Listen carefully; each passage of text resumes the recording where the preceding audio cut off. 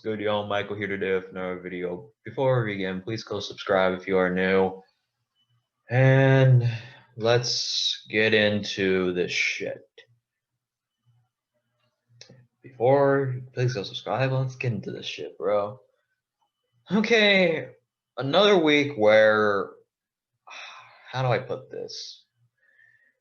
We are going to lose this game, but we're not going to lose by much. But when we lose people, when we do lose tomorrow, we're going to fire Ryan Pace. We're going to fire Matt Nagy. It's just throwing it out there. Okay, but how do I say this? Our offensive line is going to be pure dog shit because we have a bunch of rookies starting and a bunch of offensive lines that are either injured or due to COVID. I have no trust in this offensive line, nor do I have Juan Castillo anymore. Juan Castillo, you're patient. I'm running out of patience with you. I'm running out of patience with you because at this point, Castillo, you have to create discipline in this team. And until you prove me wrong, my trust of you is out the window for now, homie.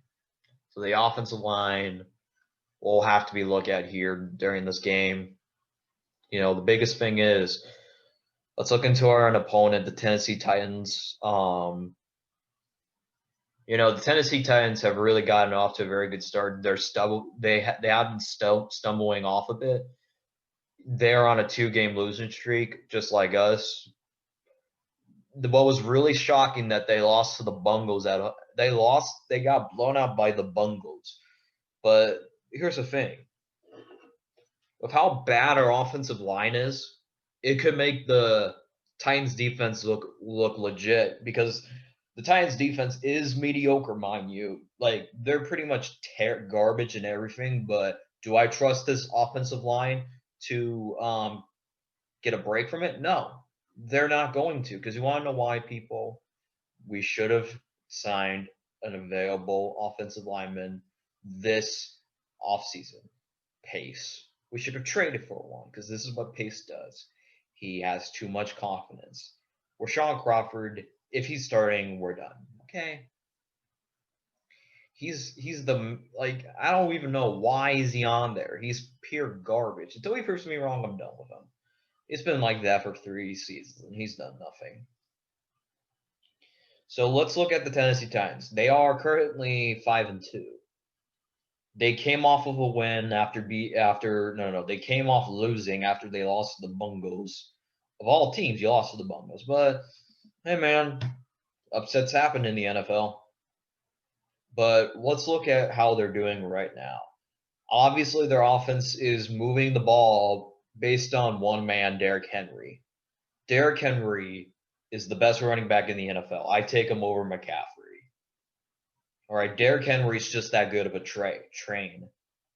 He's that good. Then you got the Bears defense, whose run defense is garbage now since Eddie Goldman opted out of the season due to COVID.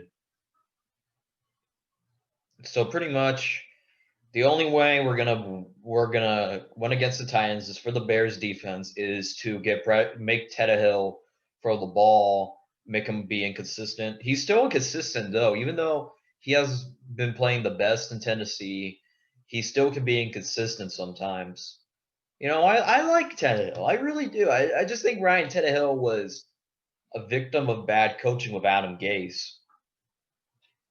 You know, ever since he left the Dolphins, he's been having a phenomenal career so far. You know, many people expected the Titans to be a first-round exit. Not only did they beat the Patriots, not only did they beat Baltimore, not only did they how do I say this? Not only did they kept it up with the Chiefs, they made a championship run and a 9-7 record. So what the Tennessee Titans did was very surprising to others. You know, their defense is I wouldn't say it's the best, but their defense is okay, mediocre, I should say. They aren't really the best they're not vaunted. So Keep in mind here the injuries I've already said for the Bears. Our offensive line, Roy Robinson Harris is already confirmed out with a knee injury. Mitchell Trubisky that we used for apparently Taysom Hill shit now is apparently out for the game. And Tyler Bray is out because he was in contact with Jason Springs was because of COVID. So just in case Nick Foles gets hurt, we're gonna have to go to inexperience. So let's hope Nick Foles doesn't get hurt. And I really hate for that to happen. So we're pretty much in a situation right now is we have to hope for the best out of our offense in these games. Do we have the playmakers? Yes, but the play caller is I can't literally say, okay, let's go to the play caller, Matt Nagy. Okay, he's gonna have to throw the ball and run the ball because both the Titans are terrible at stopping the run and passing. So here's what you're going to do. When we get in the red zone, we have to go to Jimmy Graham or Cole Kmet. All right, that's what we're going to do. And take deep shots if necessary. Gets intercepted, so what? And the offense, and folks, I'm starting to lose my patience with this offensive line coach. He has to he was brought in to help our offensive line, and he's not doing that so far. I'm trying to be patient with Juan Castillo, but at the end of the day, folks, sometimes you have to clean up mess. He's not doing that. His offensive line is still garbage.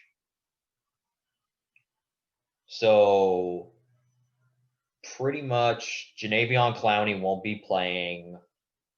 It was already been confirmed by the Titans that he will not be playing. One of their receivers, one of Tennessee's receivers, isn't playing. A.J. Brown has an injury, but he's probably going to play. He was limited on Friday, but he's probably going to play. He is questionable, though.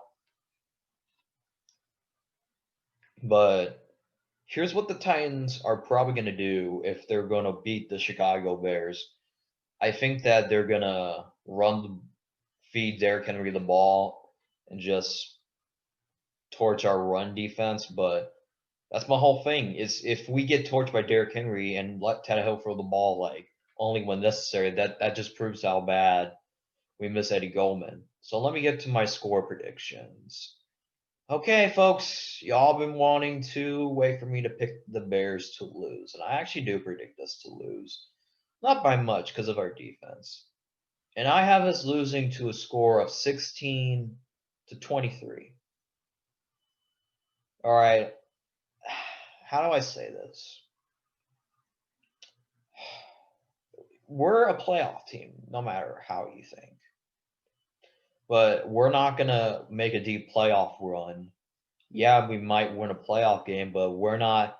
Check this out. We're not beating Seattle. We're not beating the New Orleans. We could go toe to toe with the New Orleans Saints again, but I don't have confidence we'll win. It's just tough fucking shit. We have to burn everything down to the ground.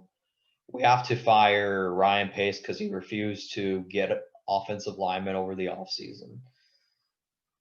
And he didn't even draft one in the draft. I probably would have not gotten Kyle Vittnor and just drafted another offensive lineman. But we have cut veteran Ted Ginn Jr. Ted Ginn Jr. was kind of the reason we lost versus the Rams because he kept calling fair. No. He didn't. He was not letting the ball bounce and putting us in terrible positions. Like, for example, instead of starting at the 25-yard line, we have to start at the 1-yard line. And Ted Ginn put us in terrible positions. Now we got Dwayne Harris, who's used to returning punts, who made a smart play on the 99-yard punt return touchdown against the Broncos in 2018. But out of all, I still think the Bears offense will light up somehow because we have a defense that will give us opportunity. Folks, we're not the Vikings. Could you imagine if we had the Vikings defense? We'd be getting shit on every game. We'll be lucky to win 2 games. You want to know why people were competitive in these games? because we have a defense. The only time we weren't competitive was against the LA Rams. So, should we lose this game? Yeah, but it's not going to be much. Trust me, I don't want to predict the Bears to lose, but I have to be realistic. Run defense is garbage. Our offensive line can't block if their mother was held at gunpoint.